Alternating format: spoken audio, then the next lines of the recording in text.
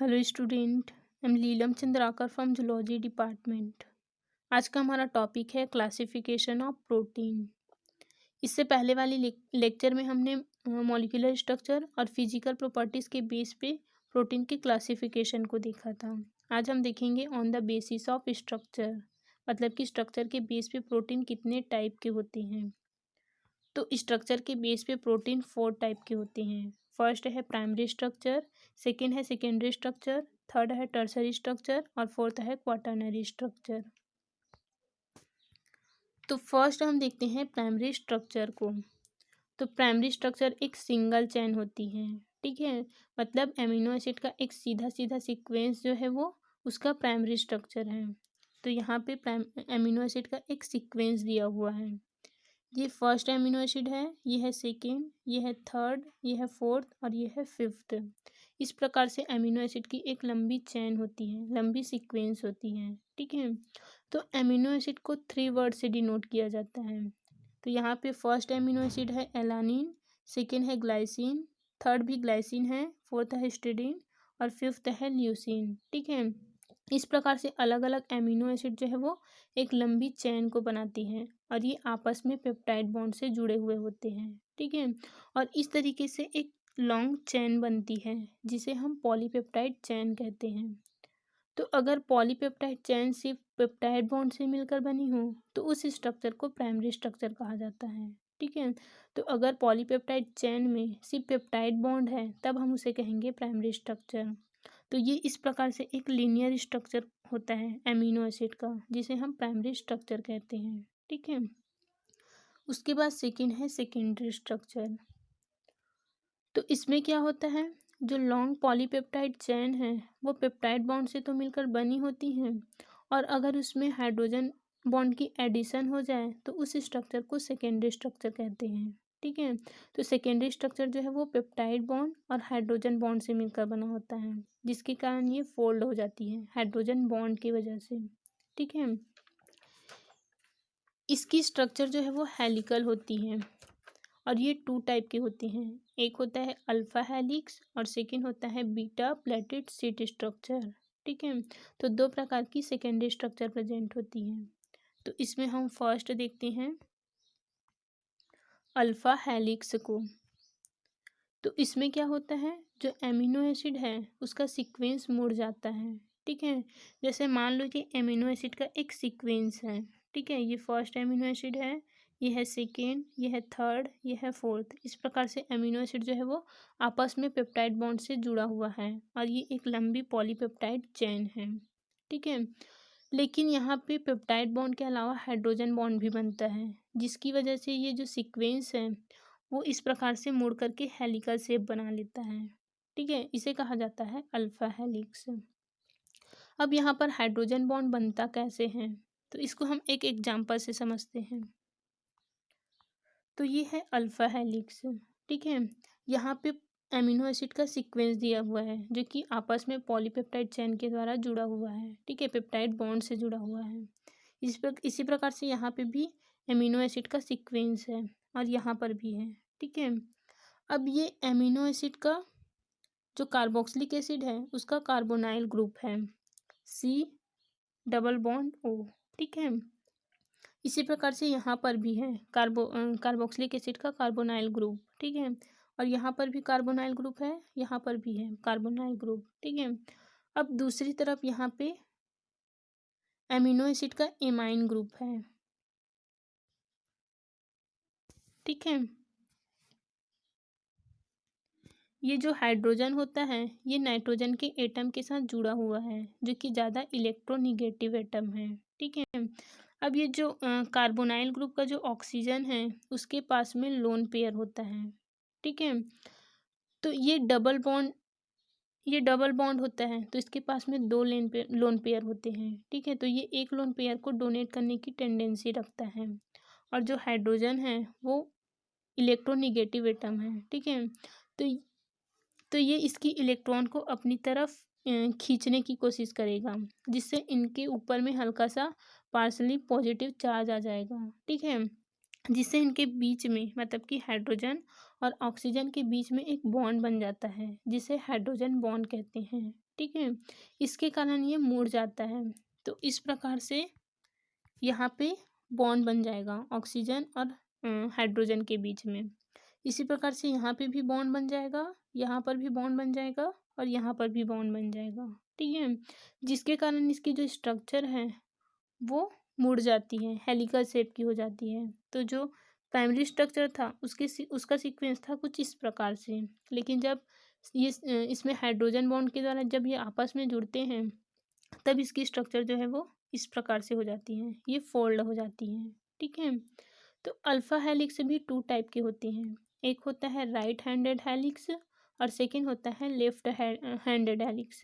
ठीक है, तो ये ऐसा भी बनता है और ये ऐसा भी बनेगा। ठीक है, अल्फा हेलिक्स जो है वो हुप्स नेल में केराटिन प्रोटीन के रूप में पाया जाता है।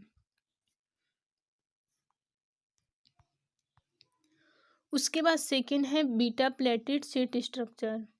तो इसका स्ट्रक्चर जो है वो कुछ इस प्रकार से होता है। ठीक है, कुछ इस प्रकार से इसका स्ट्रक्चर बनेगा। तो यहाँ पर भी जो कार्बोक्सिलिक ग्रुप का जो कार्बोनाइल ग्रुप है उसमें बनता है हाइड्रोजन बॉन्ड। ठीक है, तो इसको हम एक एग्जांपल से समझते हैं। तो ये है बीटा प्लेटेड शीट स्ट्रक्चर। ये यहाँ पे एमिनो एसिड का एक सीक्वेंस है जो कि आपस में पेप्टाइड बॉन्ड द्वारा जुड़ करके एक लंबी पॉलीपेप्टाइड चेन को बनाता है। ठीक है, यहाँ पर भी एमिनो एसिड का सीक्वेंस है। ठीक है, ये कार्बोक्सिलिक ग्रुप का कार्बोनाइल ग्रुप है, इसी प्रकार से यहाँ भी है और इधर भी है। ठीक है, और ये है एमिनो ग्रुप का एमाइन ग्रुप। ठीक है, तो इन दोनों के बीच में मतलब कि ऑक्सीजन और हाइड्रोजन के बीच में हाइड्रोजन बॉन्ड बनेगा। ऑक्सीजन के पास होगा लोन पेयर जिससे ये लोन पेयर को डोनेट कर सकता है। ठीक है, जिसके कारण इसके बीच में हाइड्रोजन बॉन्ड बन जाता है। इसी प्रकार से यहाँ पर भी बनेगा। ठीक है, यहाँ पर भी हाइड्रोजन बॉन्ड बनेगा और यहाँ पर भी हाइड्रोजन बॉन्ड बनेगा, जिससे इसकी स्ट्रक्चर जो है वो कुछ इस प्रकार से हो जाती है। ठीक है, इसे कहा जाता है beta pleated sheet structure. Beta pleated sheet structure जो है वो सिल्क में जो प्रोटीन होता है उसमें मिलता है। ठीक है, उसके बाद थर्ड है टर्सरी स्ट्रक्चर।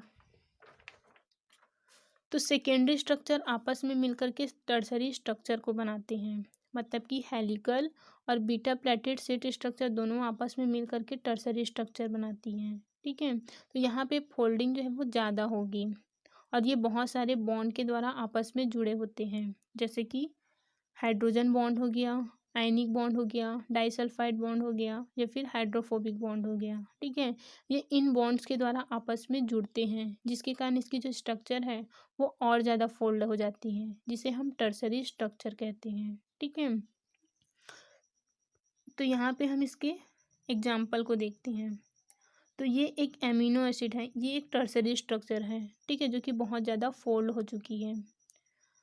तो ये इसका सी टर्मिनल है, मतलब कि जो फ्री कार्बोक्सिलिक ग्रुप होता है उसे हम सी टर्मिनल कहते हैं। ठीक है, और ये है इसका एन टर्मिनल जो है एमिनो ग्रुप, मतलब कि फ्री एमिनो ग्रुप जो है वो इसका एन टर्मिनल है। यहाँ पे और भी एमिनो एसिड आकर के पेप्टाइड बॉन्ड द्वारा जुड़ सकता है। ठीक है, तो इसमें फर्स्ट बॉन्ड बनता है हाइड्रोजन बॉन्ड। तो हाइड्रोजन बॉन्ड मैंने बताया ये कैसे बनता है। तो एमिनो ग्रुप और कार्बोनाइल ग्रुप के बीच में हाइड्रोजन बॉन्ड बनते हैं। ठीक है, ऑक्सीजन के पास होता है लोन पेयर, तो वो उसे शेयर कर देता है जिससे ऑक्सीजन और हाइड्रोजन के बीच में हाइड्रोजन बॉन्ड बनता है। ठीक है, उसके बाद सेकेंड बॉन्ड है आयनिक बॉन्ड। तो जब एसिडिक और बेसिक ग्रुप एक दूसरे के पास आते हैं तब ये बॉन्ड बनते हैं। ठीक है, तो कार्बोक्सिलिक ग्रुप जो है वो एक एसिडिक ग्रुप है। ठीक है, क्योंकि ये एक H+ आयन को डोनेट कर सकता है और जो H+ आयन को डोनेट करता है वो एसिड होता है। ठीक है, तो कार्बोक्सिलिक ग्रुप जो है वो एक एसिडिक ग्रुप होता है और जो अमीनो ग्रुप है वो होता है बेसिक ग्रुप। ठीक है, क्योंकि ये H+ आयन को एक्सेप्ट करता है। तो ये एक एसिडिक ग्रुप है और एमिनो ग्रुप है ये एक बेसिक ग्रुप है। ठीक है, तो विपरीत चार्ज वाले ग्रुप के बीच में ये बॉन्ड बनते हैं। विपरीत चार्ज मतलब कि पॉजिटिव और नेगेटिव जो ग्रुप है उसके बीच में आयनिक बॉन्ड बनता है। ठीक है, जैसे कि ये जो COOH है वो अपना H+ आयन को डोनेट करता है।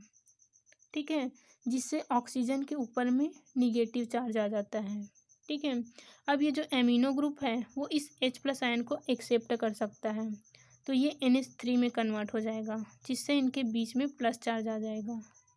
तो मान लो यहाँ पे कोई COO है जो कि अपना H+ आयन को डोनेट कर चुका है। ठीक है, तो ये जो निगेटिव चार्ज है और ये जो पॉजिटिव चार्ज है ये आपस में इंटरेक्ट करेंगे।